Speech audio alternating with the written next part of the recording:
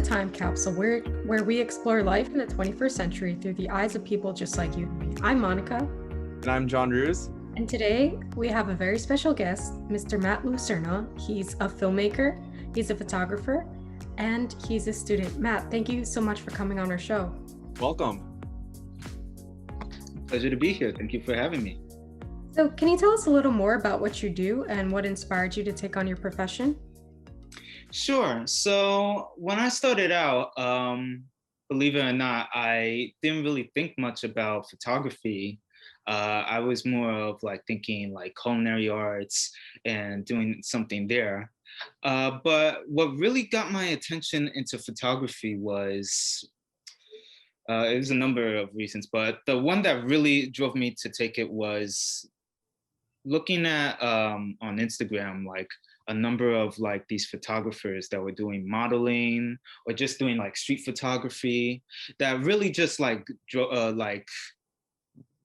gave me a sudden urge to try that out. And it started pretty basic. I was just like doing like photos of my family and stuff.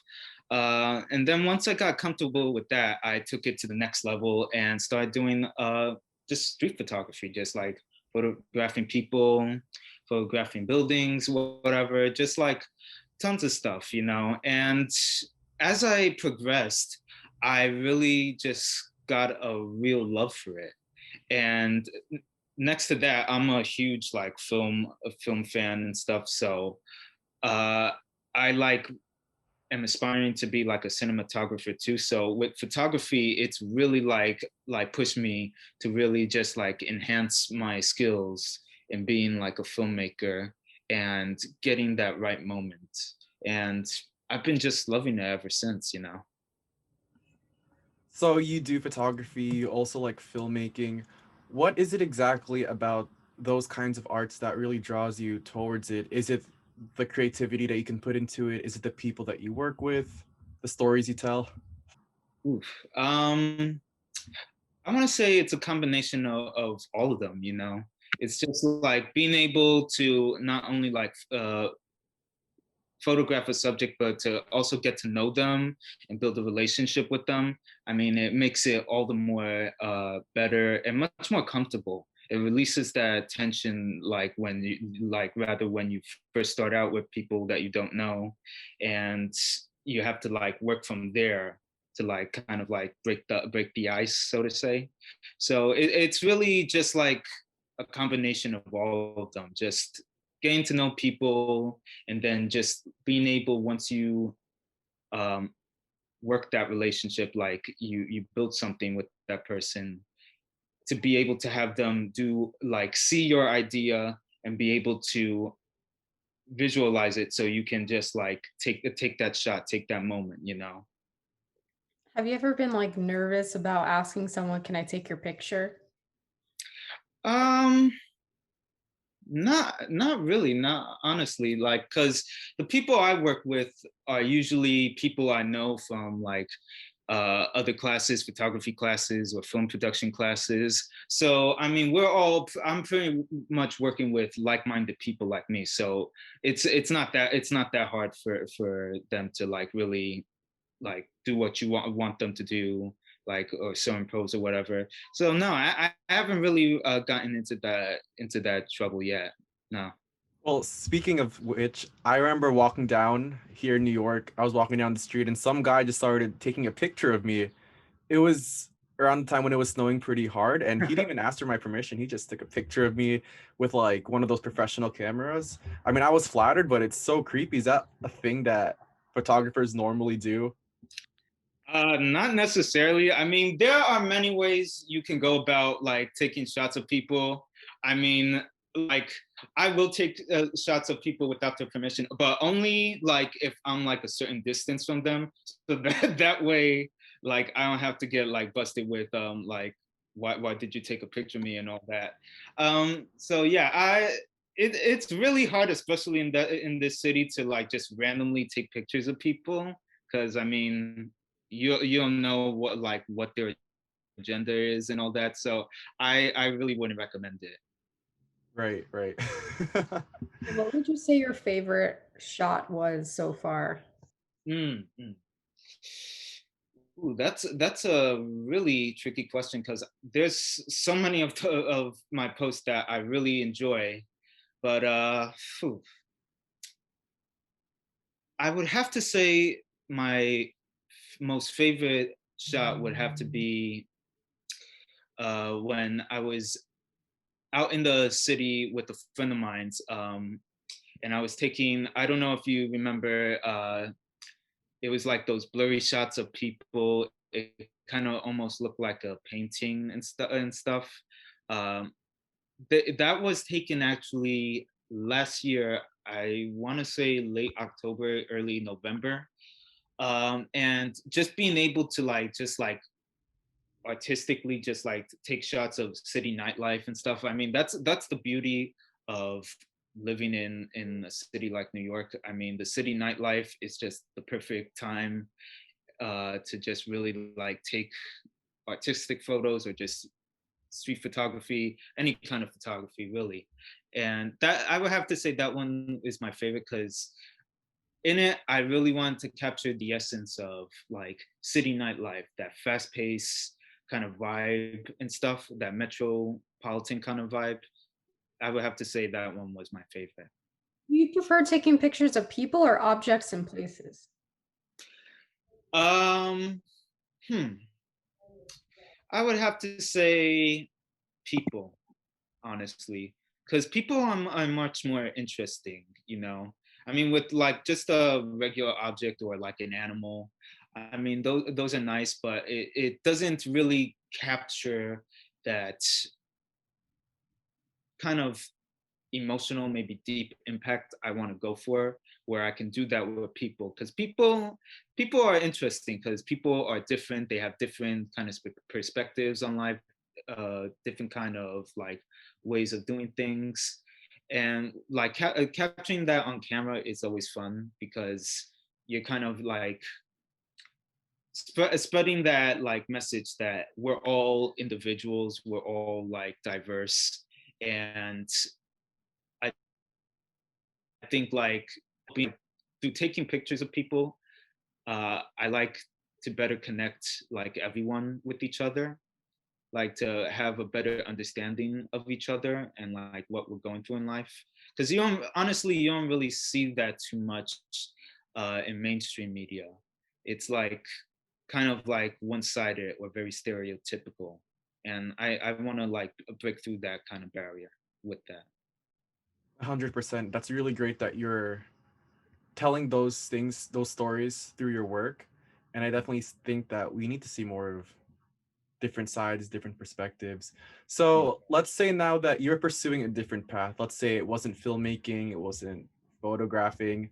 What would you be doing and why would you be doing it?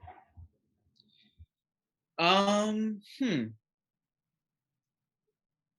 Other than like photography or filmmaking, the only other like field that I would like really see myself working in would have to be food, honestly. Because I mean, hey, food is life. Food is what like keeps us surviving, you know. But it's like just like the texture of like cooking food, the art of cooking food. It's always fun. I always love a challenge. I always like to challenge myself to better myself. So I would definitely maybe try just like cooking. You know, like um, I don't know what kind of cuisine I would go for. Maybe like Italian or Japanese. I'm split on those. I'm an Italian Japanese like food cuisine lover. Question. Yeah, Are yeah. you a fan of Gordon Ramsay? Uh, uh, a bit. I mean, he tends to get a bit too out there, but I kind of like his way of doing things. I'm more of Anthony Bourdain kind of person. I like that, like going traveling around the world, experiencing like different cultures and enjoying the food there at the same time.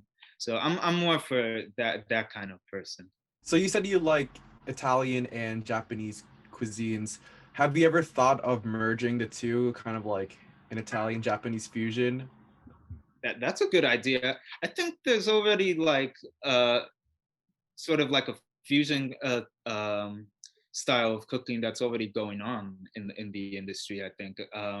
Not like Italian Japanese per se, at least from what I've seen, but I could definitely see that because Japanese and Italian, this is purely my opinion, kind of like go hand in hand because Italian focuses on the aroma of cooking, the aroma of it, and then Japanese is more of the precision and just like the texture. And I think those two both complement each other real well. So yeah, I could definitely, if I wasn't doing any of this like photography work and stuff, I could definitely see myself experimenting in that. Sushi pizza. Let's do it. Heard of that? I've had that before. No joke. I've had sushi pizza. Oh, there really is? I've Stop. had it at some weird restaurant. Lying. Different, rather. Wow. That's new. I have to see that. You guys send me the restaurant for that sometime. I wanna try that out.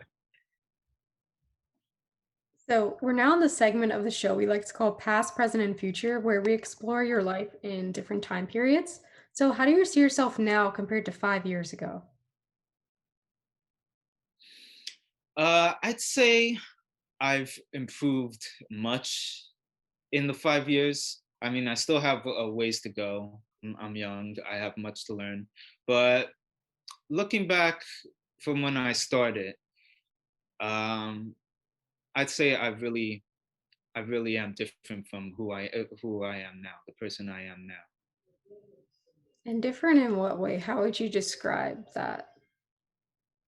When I started out 5 years ago, I was very naive, not very aware of much things.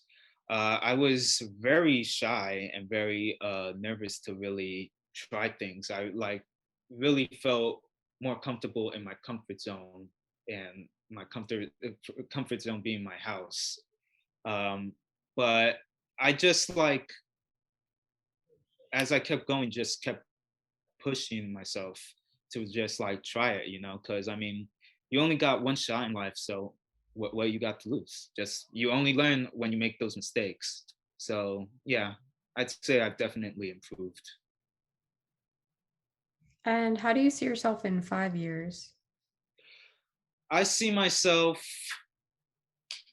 being a part of a media company, like either just news media or film media, and just being a camera operator or someone that's like helping in any way possible in behind the scenes production of newsmaking or filmmaking.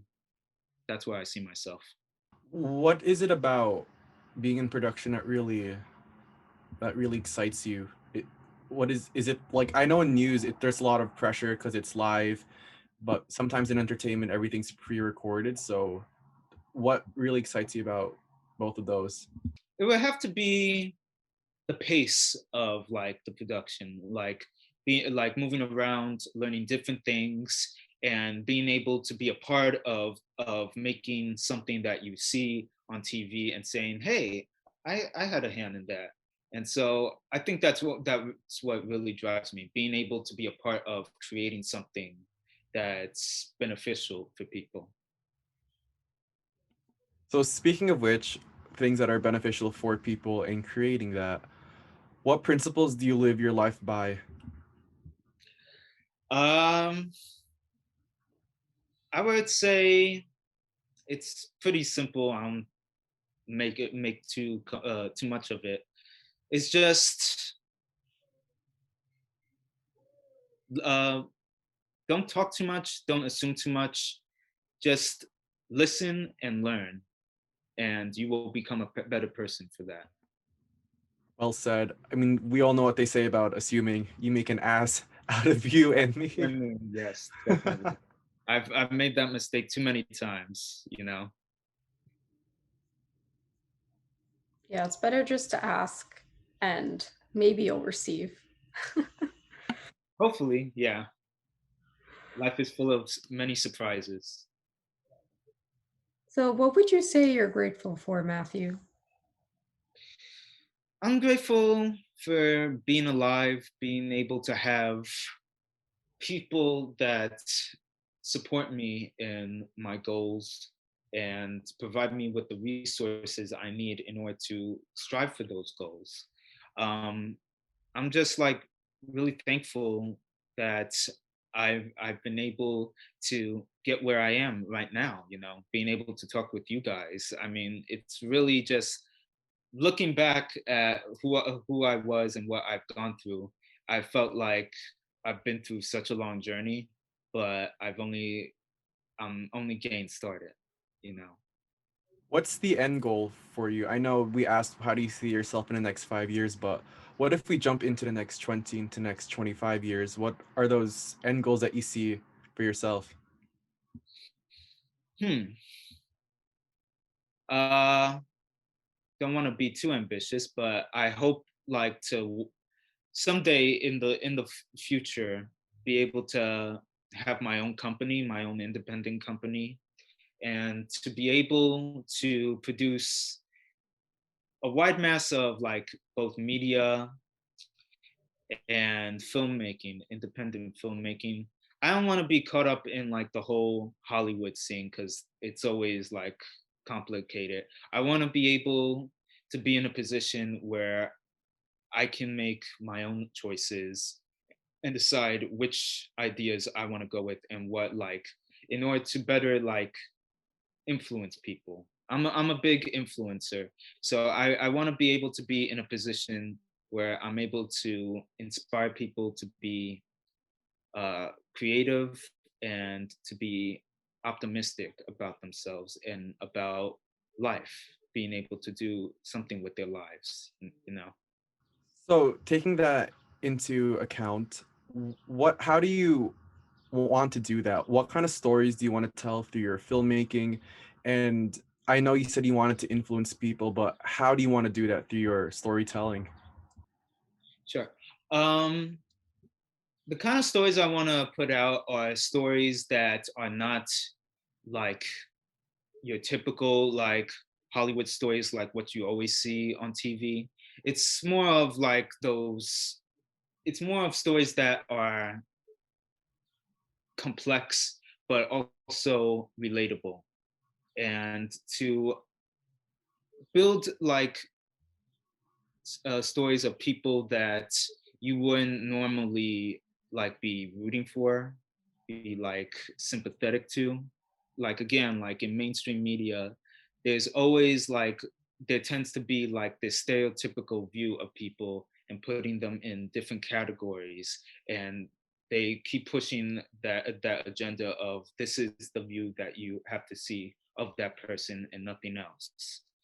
And I wanna blur that kind of that line and like show like find the middle ground where we see that not everyone is who they're made out to be. Everyone wants to have a purpose in life. Everyone wants to have great success and to reach it no matter what, you know. So that's the kind of stories. I know like it seems kind of like vague and stuff, but it's really those kind of stories, like stories that relate more to your everyday people rather than just like a certain group. So you want like a holistic view of the person, not necessarily you're trying to analyze all the facets of their life, and how they fit in. Well, I shouldn't say how they fit in, but just them as a person completely, not what society wants us to believe about that person. Right, it's just like being able like show that everyone's situation, their environments, the way they're brought up is different, but even though they are different, that doesn't mean that they all want like they don't all want the same thing, which is to be happy, you know, to be able to live a happy life. And I want to inspire people to see that even through the hardest of struggles, the hardest of challenges, when it seems like you might as well just give up on life, you don't, because you push yourself to wanting that dream of yours and you will do whatever you can for it. That's what I want to encourage in people. Definitely. So we all have our own stories. We all have our own struggles. And Matt, you've come so far in your journey and you still have so much further to go because you have amazing goals in mind. So taking into account Thank you so much. everything that we went over with your goals and your journey, if you were to leave something in a time capsule for people to dig up 100 years later, what would you put in there and why? That's a very deep question. um, hmm. I guess if I were to leave some kind of legacy behind, I would want it to be, I would want to leave, I guess, one of my films that I would hope would be like one of the greatest success stories. And just like leaving that capsule to inspire future generations to know that through hardship, even through like great hardship, you can still overcome and you can still succeed no matter what, you know. That's what I would want to leave behind. So, have you written that film yet? Like, do you have the script for it? Not the script, but I have the story concept down. I'm just like getting halfway through it. Um, it's a very like ambitious project. It's not like reality based. It's more of like fictional, but still like relatable. Sort of like how you would see like Star Wars and Marvels, that kind of thing. So, would you mind like delving into detail a little bit, or do you want it to like reserve until like it's actually on screen? Sure. So the story I'm in the process of creating is of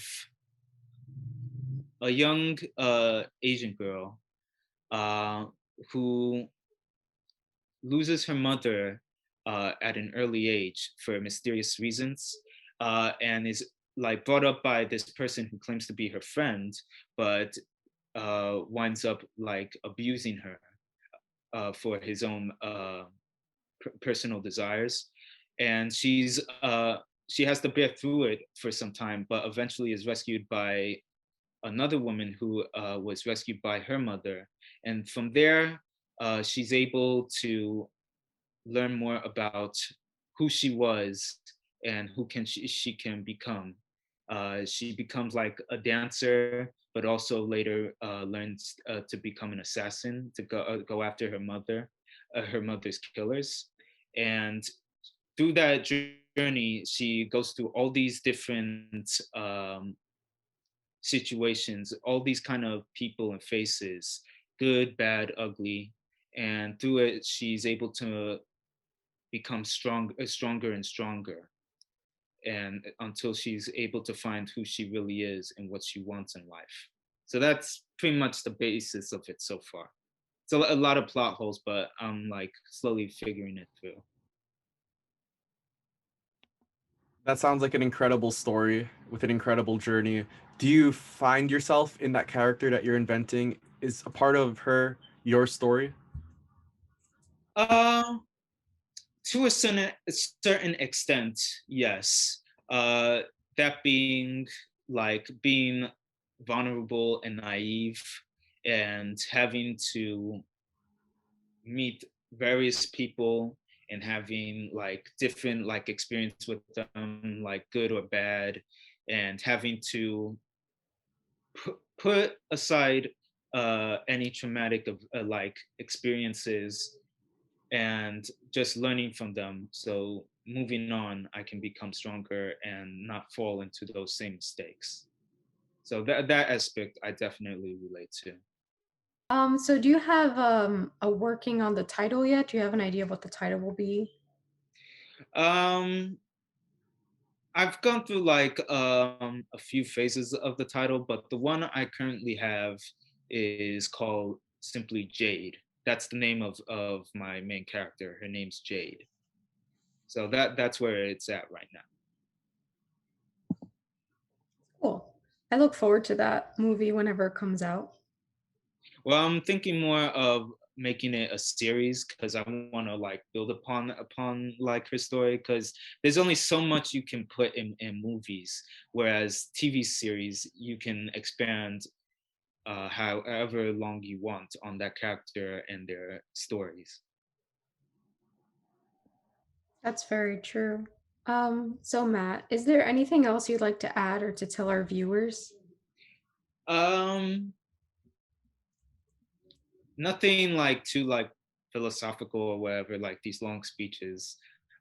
Just simply be you, you know.